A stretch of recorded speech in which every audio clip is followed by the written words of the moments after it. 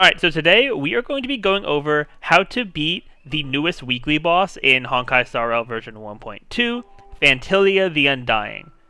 Now, if you're watching this and you somehow haven't done the main story where you fight Phantylia, I definitely recommend it. It was very good. I'm probably going to make a separate video talking about the main story. But today I want to focus on how to beat the weekly boss, and this is especially important because the weekly boss materials from Phantylia are going to be used in the traces for the current and upcoming 1.2 characters, being Blade, Kafka, and Luka. So if you want to get any of those characters, it's going to be really important for you to know how to beat Phantylia and be able to get those materials. So if you enjoy content like this, definitely be sure to leave a like on the video, comment, subscribe to the channel, and ring that notification bell. So first I'm going to go through her 3 phases, and then I'm just going to give some general recommendations at the end. But I do think that this boss is definitely pretty fun to fight, in my opinion. And I think with the right setup, you shouldn't have too much trouble with it. So far, I've done all my weekly attempts for this week on Phantylia, and then I did the story fight, which the story fight is easier because you do get a trial Jing Yuan for it. But now to go over her phases. So phase 1 is her abundance phase. So the main thing you got to keep in mind for this phase is that she spawns some abundance lotuses. She spawns 2 of them at the beginning of the phase, and these lotuses pretty much are just going to keep stealing your skill points when they're alive. Thankfully they don't have too terribly much HP, and once you defeat them, you will actually get those skill points back. So it might feel like a little suffocating in terms of skill points at first, but if you're able to whittle them down, you're definitely going to be able to get those skill points back, and then you can do some massive damage like that. So yeah, phase 1 is relatively calm for Phantylia. Nothing really too crazy outside of just like losing skill points as you go on.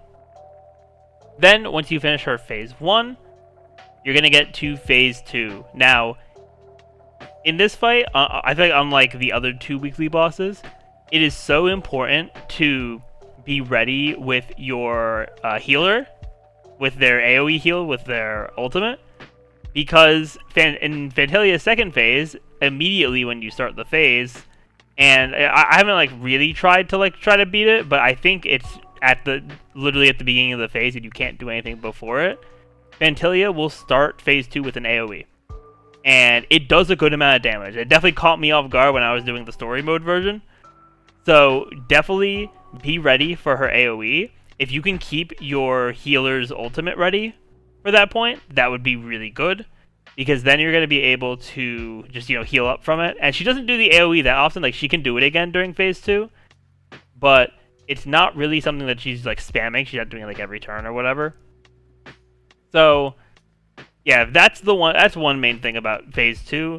Then secondly, instead of her abundance lotuses, because phase 2 is a destruction path phase, she spawns 2 destruction lotuses, and the main ability of these lotuses is that they have a very high chance of adding a debuff that can reduce your allies' max recoverable HP by 40%. And this can be really scary, because if they get this debuff on, let's say for example, your damage dealer, because your damage dealers won't have as much HP as your tanks and stuff like that, and then also your buffers and debuffers will probably be a little squishier and die easier than your tanks and other characters. So because of that, if they get hit with this, with the effect from the destruction lotuses, they're basically reducing their HP by almost half. And if they get caught and you get unlucky, you're going to be out of a character, and that's going to make the fight so much harder for you, if not just lead to a loss right there.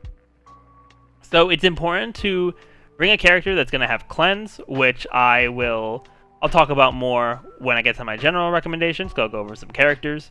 But having cleanse, being able to remove debuffs on your own party, is going to be very important for this, because especially if you have characters that can't really take a hit, then you're going to be in trouble, especially when she decides to do that AoE again. Then, after phase 2, you get to phase 3, which is a combination of the Destruction and Abundance phases. So, similarly to Phase 2, she'll start out with an AoE again, which is, you just gotta deal with it the same kind of way. It's a different animation, but same kind of strategy. Just be ready to heal. Try to have that AoE healing ready on your healer. And for this phase, because it's both Destruction and Abundance, she's going to spawn 2 Destruction Lotuses and 2 Abundance Lotuses at the same time. So you're going to be dealing with both effects. The Destruction Lotuses definitely have more HP than the Abundance ones. And it doesn't seem like, at least from my experience, that the HP on them changes at all. And while the Abundance Lotuses, when you defeat them, they go away and she has to spawn new ones. The Destruction Lotuses, whenever you defeat them, they will go into a state of repose. I believe they stay there for 2 turns. And then they'll regenerate all their HP, and then they'll be alive and try to reduce your max HP again.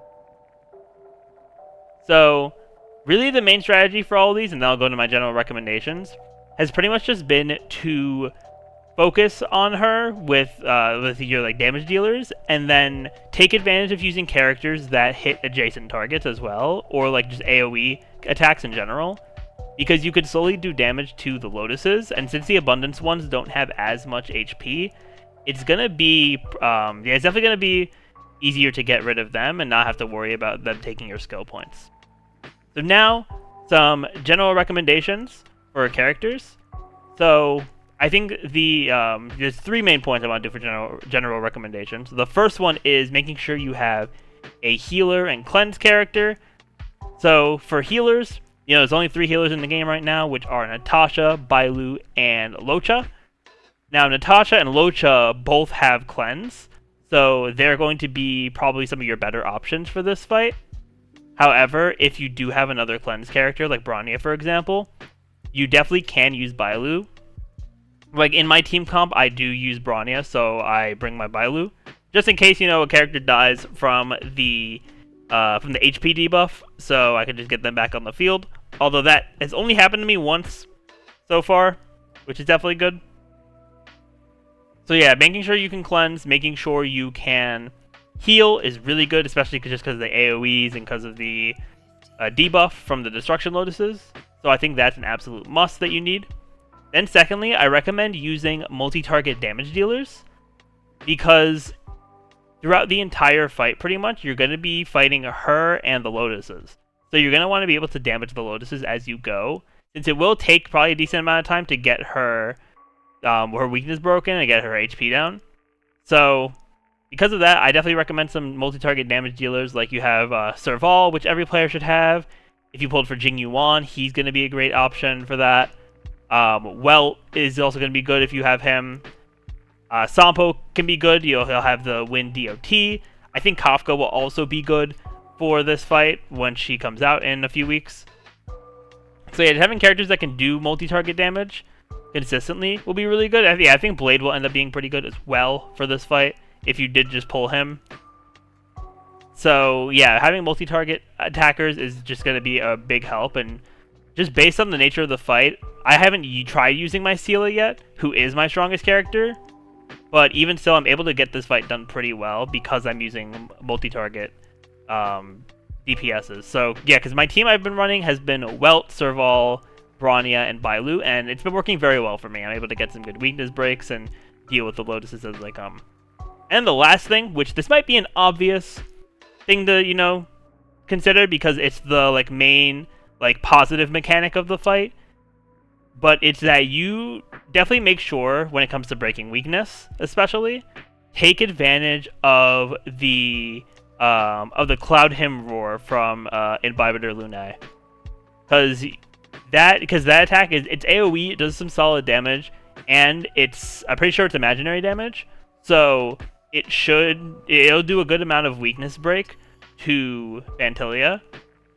And I think it could be really helpful for you to not have to deal with her as much, and then, for also doing damage to the Lotuses on the side. But yeah, that is my guide for Phantylia. I definitely hope this helped. If it did, definitely be sure to leave a like on the video, subscribe, all that fun stuff. Let me know in the comments what you think of the fight and if this guide helped you out. But with that, thank you all so much for watching, and I will see you all next time.